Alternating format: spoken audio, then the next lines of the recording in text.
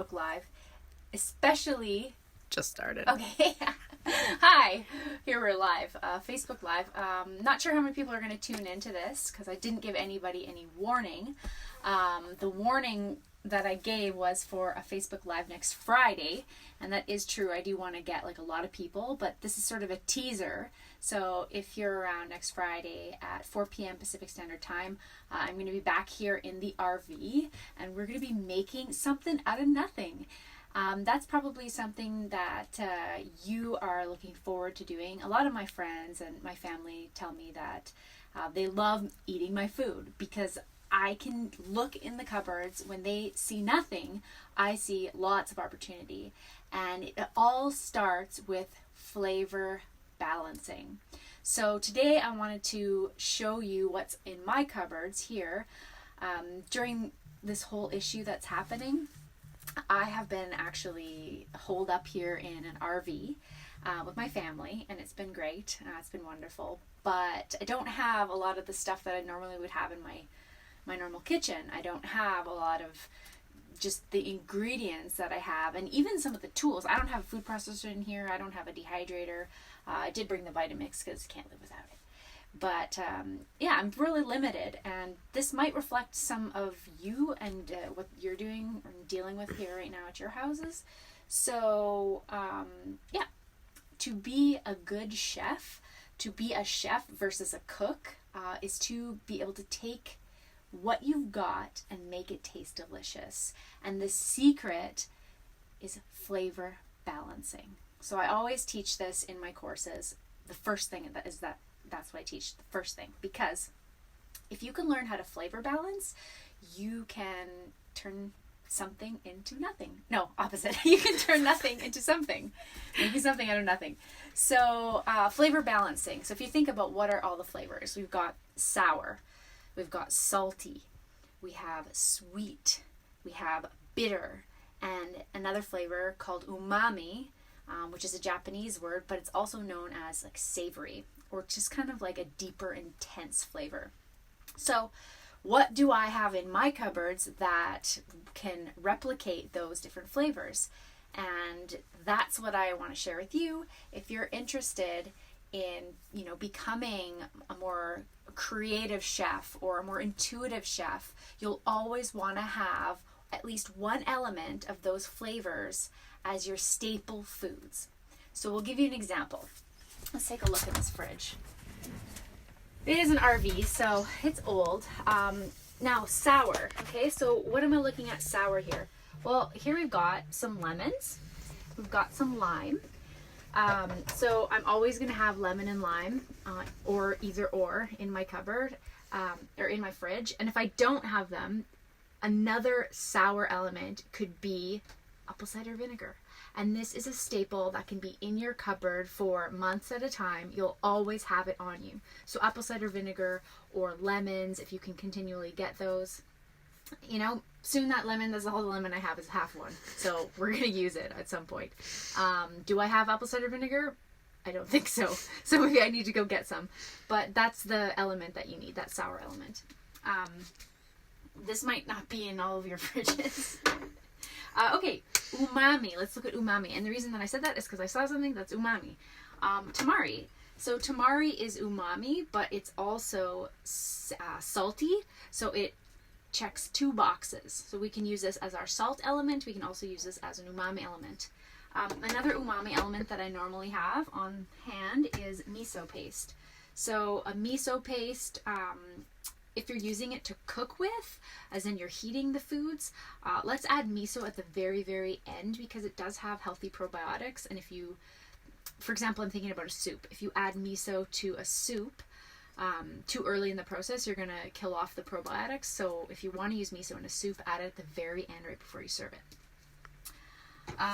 We got sweet. So we've got some maple syrup. Thanks to Mom and Dad for lending me your maple syrup when I got, moved to this nice little lovely RV. Or there's coconut nectar. You can even use dried fruits. So this might be something that we use today. This kind of looks gross, but you probably have some gross looking food in your fridge too. Can't get it out. They're rehydrated dried apricots, and we can use these as our sweet. So it doesn't have to be a sugar. It can be a whole food, and we use that as a sweetener. So dried fruit. Oh, there it is. Hey, we're back. Here we go. Okay, we're back live. The RV also doesn't have the best Wi-Fi signal. So I was talking about using dried fruits as your sweet element. So we've got salty. No, we didn't talk about salty. We have umami. So that could be miso, tamari. Nutritional yeast is actually an umami flavor. I love this stuff. It's a deactivated yeast that comes off of, that's actually a byproduct of the sugar industry. So it grows on top of molasses, and then they deactivate it. And it's a delicious, those of you who know, tastes kind of cheesy. Very good. So that's umami. The sweetness, we can use dried fruits and salt. So salty foods, doesn't just have to be salt, but I like to use pink salt. So again, this is a staple. Pink salt, because it has like 95 trace minerals, way more mineralized than like a white salt or even a sea salt. Sea salt does have a lot of minerals as well, but the pink salt is my choice. So I love that. What else can be salty in here? We've got, these are spirulina crunchies. They would add like a umami flavor, but if you take my courses, you'll know that I recommend eating like a seaweed or an algae every single day. So these can be sprinkled on salads, on avocado toast, anything like that, and they're really delicious. Not like the normal spirulina that you think, that nasty powder flavor. No, wait, these are delicious. You can get them at upayanaturals.com. Hey, what else? What was I talking about? Obviously with sweetness, we can use fresh fruit. That works as well. Umami flavor, another umami flavor. Onion, garlic, those can be considered umami as well. So what's the next one? Salty, mentioned salt. Tamari has salt. What else is in here? Okay, so we've got some nut butters. We've got peanut butter. We've got tahini paste. Tahini is really good for me right now as I'm breastfeeding, so lots of calcium. This can really help the breast milk. So for those of you out there who have a little one, it's also very high in calcium, as I mentioned. So this can be used in place of dairy products for your calcium. Throw it in a smoothie, put it in a sauce. It's really multifaceted. So again, this is like a staple that you can have in your cupboards at all times. What else? Oh, here's some more dried fruit. These are dried cranberries. Of course, I try to get the ones that are sweetened with apple juice, not sweetened with cane sugar.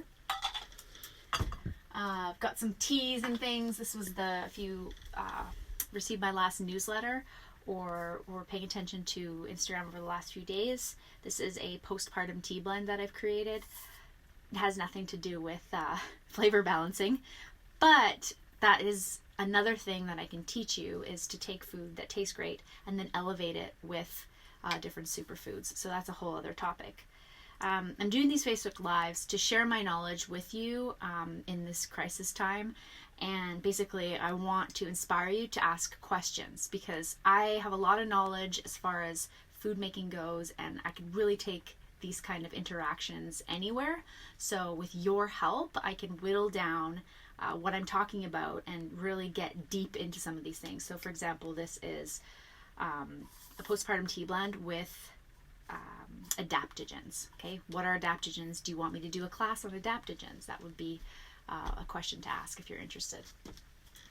Not going to do it now because it has nothing to do with flavor balancing. I've got some other superfood powders. This is called Earth. It has just like a whole bunch of stuff in it. Lots of adaptogens. Oh, Christine. Okay. Hi, Christine. Hope you're doing well. Out in Alberta. It's nice that you're here. Yes, so this Earth is really great stuff. It's like a superfood powder, and it does add a bit of umami flavor. So this often goes in my soups and whatnot. Not essential for flavor balancing, but definitely will elevate your food to that higher level.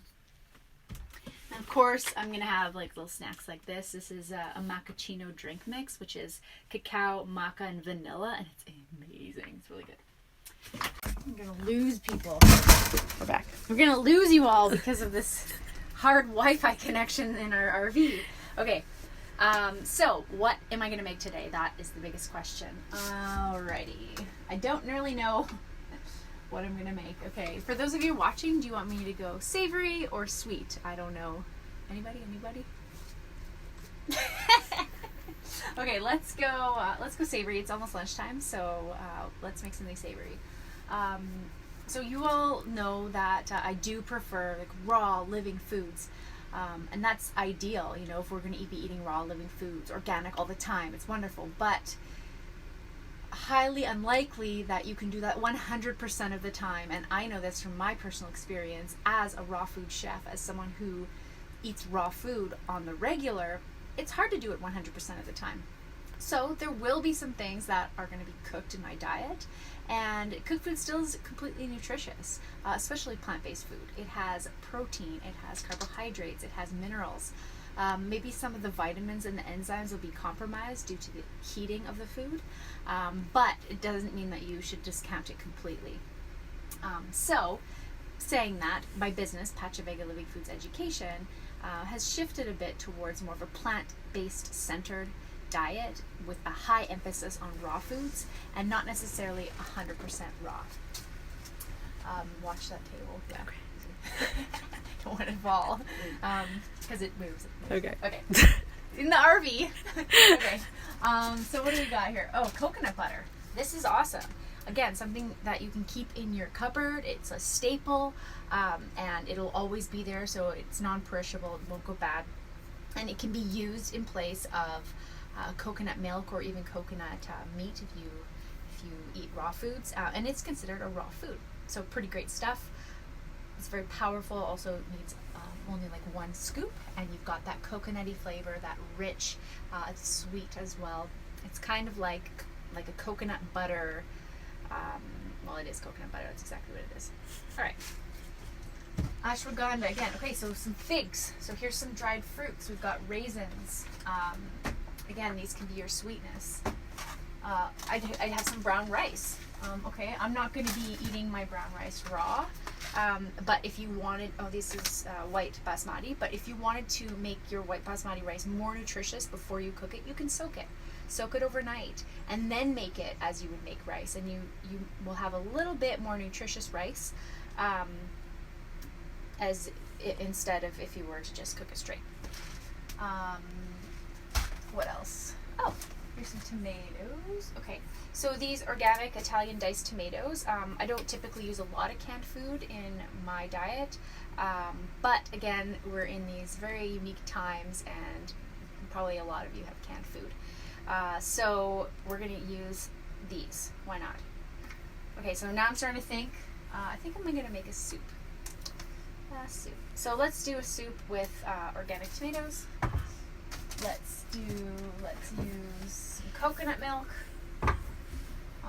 Nutritional yeast. Amazing.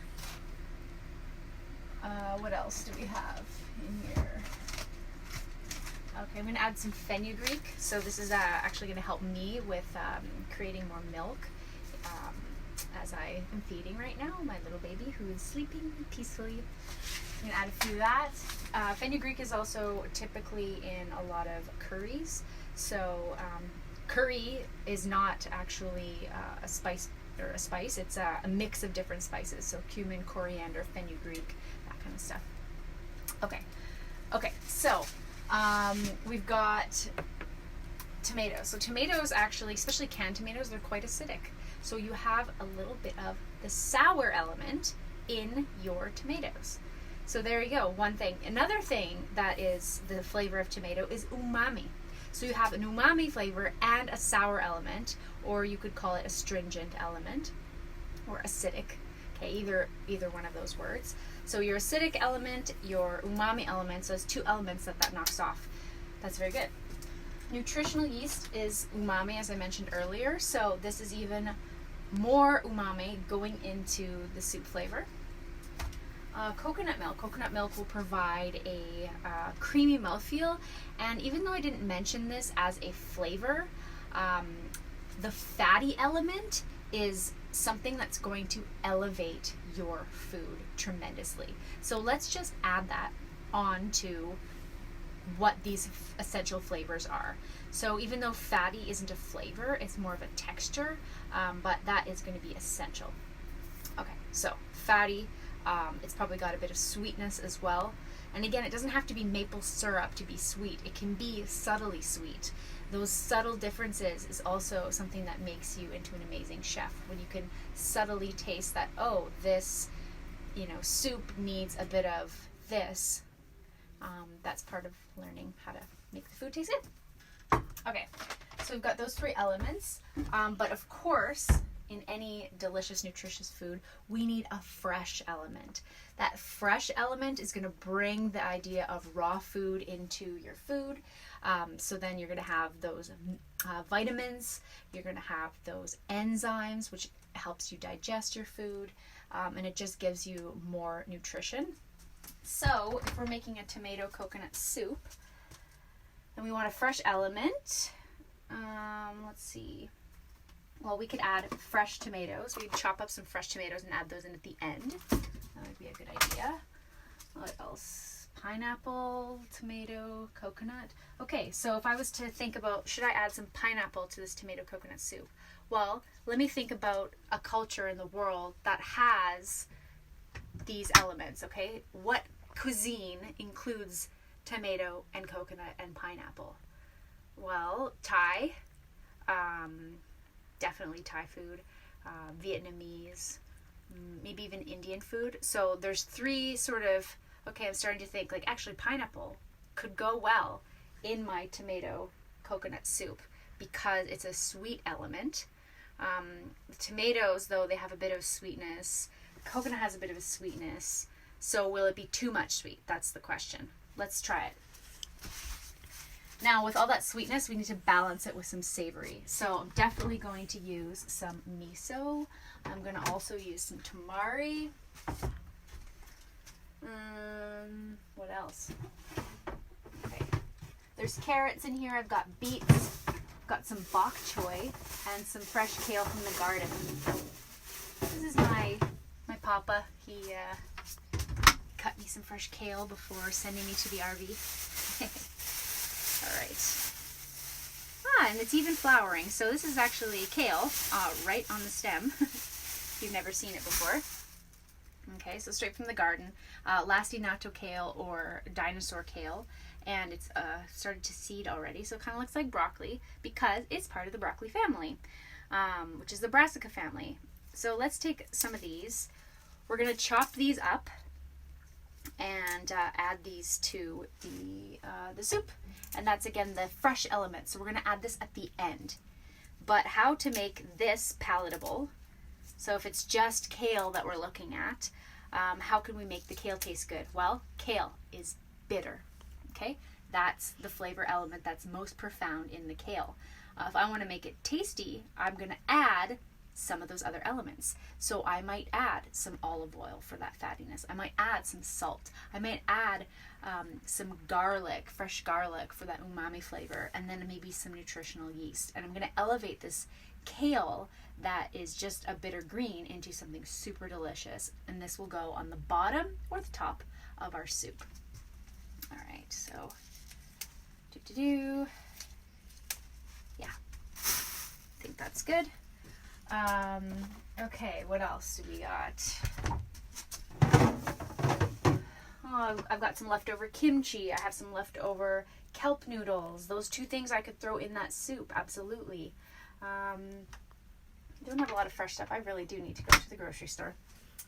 Okay, so I'm wondering if I should do this live or if I should like take a pause, get everything ready, then like film a video and throw it up later.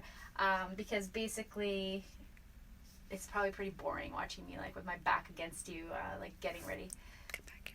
Yeah, so I'll come back. I'm going to open these cans. I'm going to get everything ready. I'm going to chop everything up, and then I'm going to show you what I did with all this. And I am going to be cooking the soup on the stove. So tune in a little bit later, and I'm excited to show you what I've made.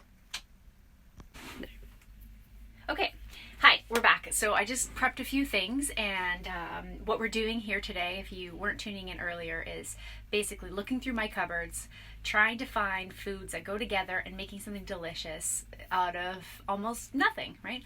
I've spent probably, 13 years now honing in on the craft of flavor balancing with my food. And it's something that a lot of my friends and my family members say that I'm really good at, is taking something out of nothing, or taking something that you think is nothing in your cupboards, putting it together. So that's what we're doing today. We're creating a tomato coconut soup with massaged spiced kale. I just made that up on the spot. So we've got our soup here. We've got the coconut milk, the 2 tablespoons of nutritional yeast, a tablespoon of tamari, or 2 teaspoons of tamari. I'm going to share this recipe with you, so no problem. But I need to taste it. So of course, tasting is very important of finding out how to flavor balance.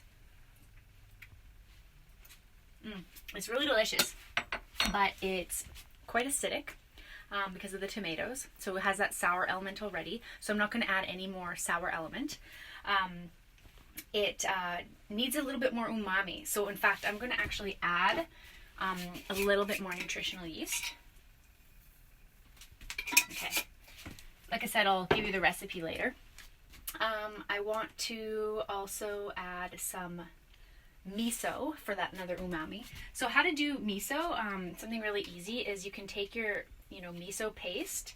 I would not put this straight in your soup because it's harder for it to mix. Put it in a little container and get some really hot water, just a little bit, and then sort of mash it. This is what my husband does with wasabi and soy sauce. So he'll take his wasabi and put a tiny little bit of soy sauce and then mix it really well. So what you're getting then is you're actually able to dissolve the miso in the water before you add the water to your soup, so that you don't get a big chunk of miso in the mouth. So look, it's already pretty much mixed up. Now I can add this very salty, very umami to my soup. Okay. And normally I'd use the Vitamix for soup, but we're keeping it real simple here. I don't even have a whisk, so we're going to use a fork. I'm sure all of you have a fork. Just mix that up. I'm going to put a little pinch more salt. And then I'm going to taste it again. It's already much, much better. Okay. But that's not everything, because here we have, they're both canned foods, right? There's no fresh element there. So we definitely need our fresh element. We also need texture. Okay, texture is part of making delicious food, right? My friend Nessa, she said the other day, scrambled eggs and avocado is like the most horrible texture, because you've got soft with soft. Well, we've got our, sort of liquidy soup. Maybe we want something to chew inside that soup. And then maybe we want something crunchy on top. So I'm starting to think about how I can do that with what I have in my kitchen today. I did see that I have some leftover brown rice. So how many days has it been in the fridge? Just 1 or 2. We've got some leftover brown rice, and this ratio is okay with the ratio. So I'm going to add brown rice to our soup for more sustenance, to use it up. I don't waste anything, and I'm always on it. So I'm looking in my kitchen, I'm looking in my fridge and making sure, there's that leftover, that sauce way back in the corner. How can I use it today? Speaking of sauce in the corner, I did find this sauce in the corner. It's just yesterday or the day before we made it, and it's kind of like a cheese sauce, but it's made with Brazil nuts and tahini and onion. It's amazing. Very nutty. So we're gonna add this to the soup later for a flavor punch when we serve it. And then we wanted to add some kale, but as you know, kale's kind of tough. It's bitter. So just on its own, not a lot of people love the flavor of kale on its own. So we're gonna do something to it. So let's take a little bowl. I can find one here. let's add the kale to the bowl. So this is chopped up. Oh, and that was another thing I wanted to show you was how to chiffonade something. So we've got our kale, could be any other leafy green, could be cabbage, could be basil or fresh herbs. Take them, roll them, and then hold it down, and you're going to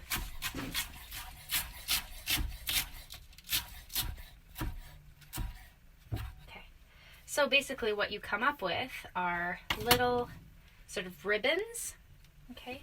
And these ribbons, the finer that your kale is, the finer your cabbage, the more the sauce can get into it and soften it. So it makes it much more palatable for people because as we know, kale's really healthy, but big chunks of kale and things, that's not the greatest.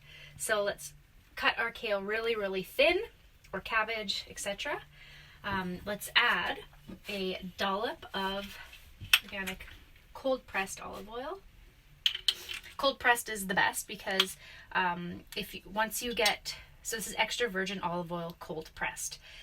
The next step would be extra virgin olive oil, and actually they add a little bit of heat once they're pressing the olives. If you have virgin olive oil, it's more heat. If you have just olive oil, it's a lot of heat. So each subsequent pressing is heat is added to extract more of the oil. So the most nutritious olive oil is going to be cold pressed. Now, I know a lot of people don't eat oil in the diet. That is absolutely fine. You don't even need to add this. So if you're oil free, just skip the oil completely. It will not change anything as far as this goes. Let's add just, no, it's not.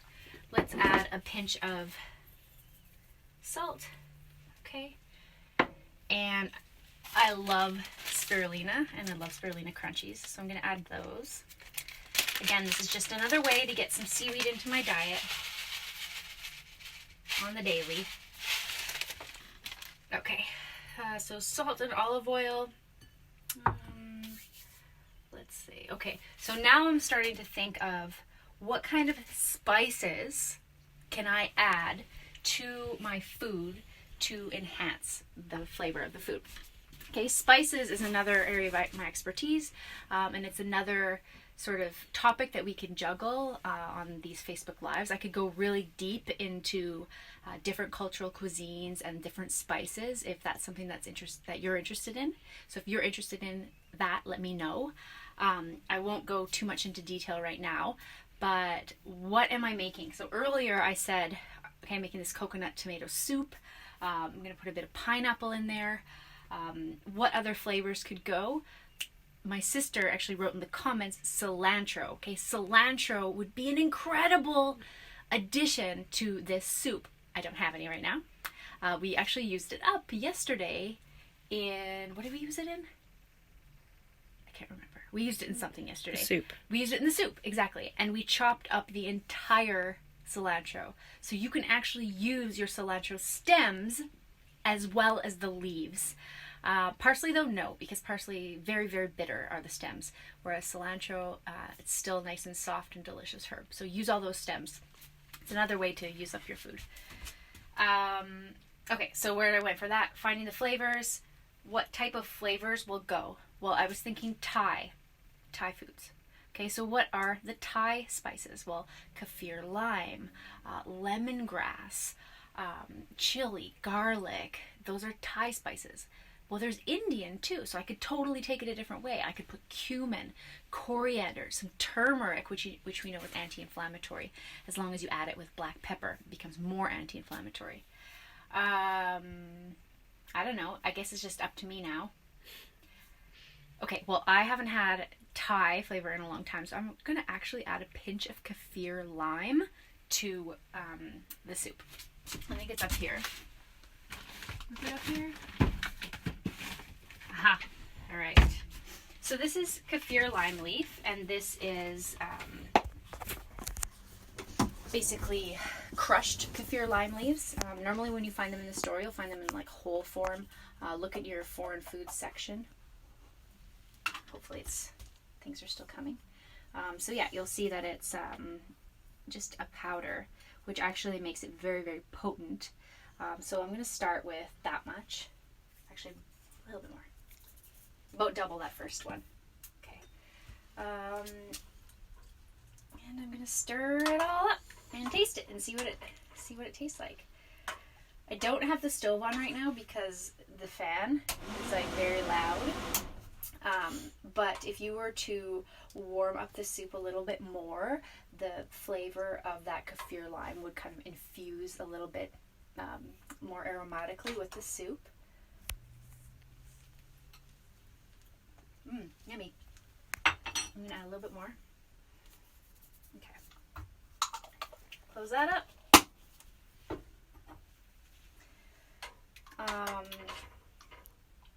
Like I said, I don't have that many tools, so I'm using a spoon to stir. You'll probably do the same. Okay, and then we're going to take our kale with our clean hands and our hot water RV, which is awesome. Almost too hot sometimes. Okay, with our clean hands, we're just going to squeeze this. And so this does a couple things. Well, it'll soften the kale. And the way that it softens it is, this is actually the same process as you would do if you were making sauerkraut. That is another topic that I would love to share with you, how to make your own fermented foods. And we could literally make anything, like any fermented food. So this could be a way for you to use up some of those leftover vegetables in your fridge that maybe you've got like a half a carrot or like a quarter onion, or maybe some wilting kale or some wilting foods. We can use those in the fermented foods to create a type of sauerkraut. And this is exactly how you do it. You squeeze it with the salt. So if I was to leave this or take it to the next step, pack it in a mason jar and leave it on my counter, it would actually turn into kale kraut. But I'm not going to do that because we're going to eat it right now. But the salt will soften up the kale leaves. Okay, and now I've got kale all over my hands, which I will wash off.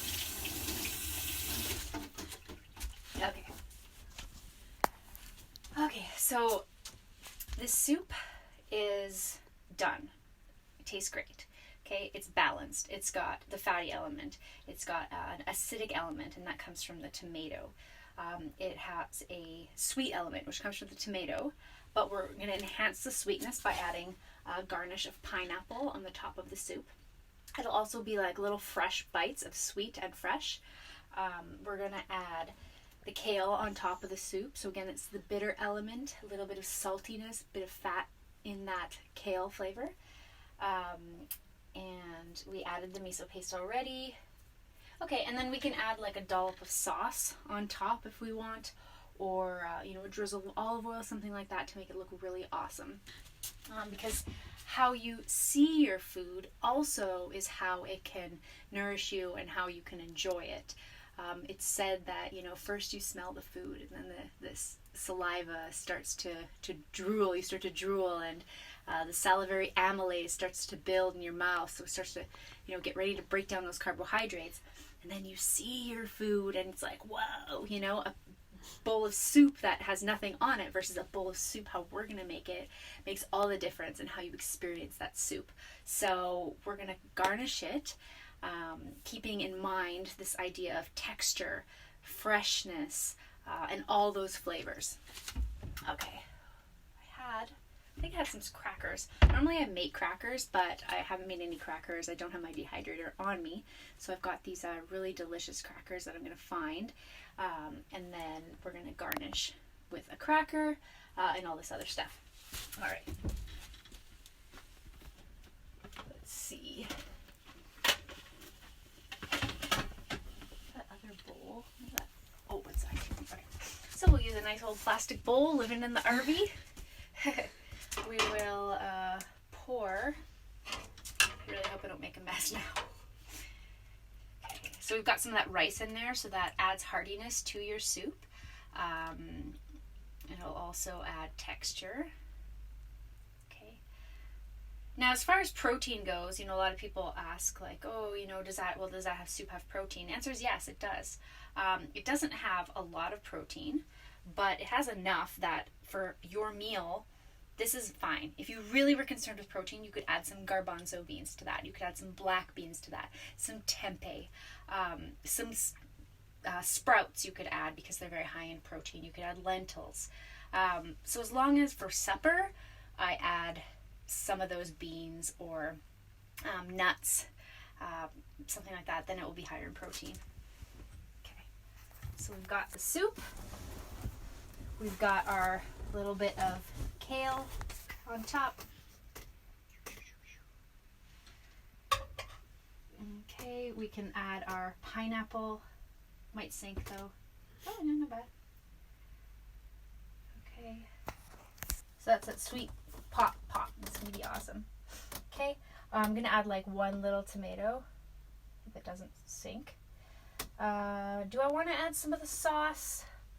If this sauce was more runny, actually, you know what? I'm going to make it more runny. A little water.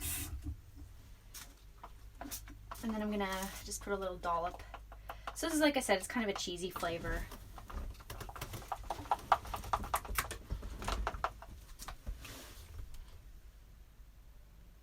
Ooh.